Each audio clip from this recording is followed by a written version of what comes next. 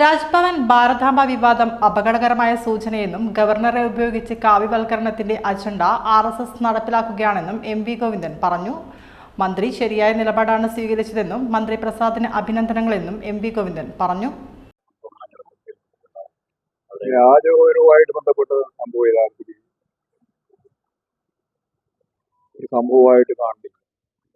കാരണം എന്താ പറഞ്ഞാൽ രാജഭവന്റെ കുറെ കാലത്തെ പ്രവർത്തനം അത് സംസ്ഥാന ഗവൺമെന്റിന്റെ ആയാലും കേന്ദ്ര ഗവൺമെന്റ് ആയാലും രാജഭവനായാലും സെക്രട്ടേറിയറ്റ് ആയാലും ക്ലിഫ് ഹൗസ് ആയാലും ഏതായാലും എല്ലാം പൊതു സ്വത്താണ്.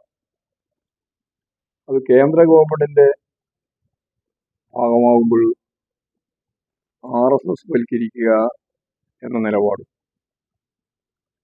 ഇടതുപക്ഷ ജനാധിപത്യ മുന്നണി ഗവൺമെന്റ് ഭരിക്കുന്ന സംസ്ഥാനമായ കേരളത്തിലെ സംസ്ഥാന ഗവൺമെന്റിന്റെ ഭാഗമായിട്ടുള്ള സ്വത്തെല്ലാം ഇടതുപക്ഷ രാഷ്ട്രീയ പ്രസ്ഥാനത്തിന്റെ ഭാഗമായും കൈകാര്യം ചെയ്യാൻ പുറപ്പെട്ടാൽ എന്തായിരിക്കും?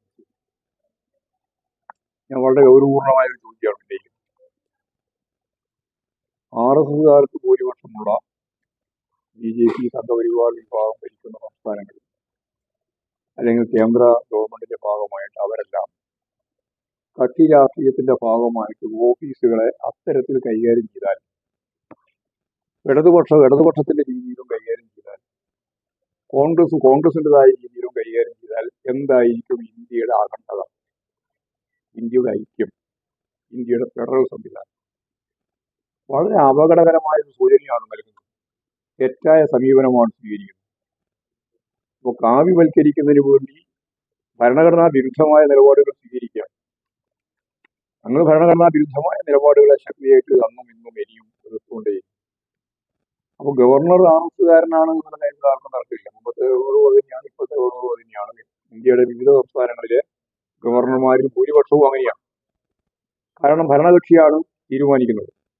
ഭരണകക്ഷി എന്ന് പറഞ്ഞാൽ ഇപ്പോഴും ഇന്ത്യയിലെ ഭരണകക്ഷി RSS BJP സംവിധാനത്തിന്റെ ഭാഗമായിട്ടുള്ള സംഘപരിവാർ സഖ്യത്തെ ഒപ്പം നിർത്തി മുമ്പോട്ടേക്ക് പോകുന്ന ഒരു വിഭാഗം.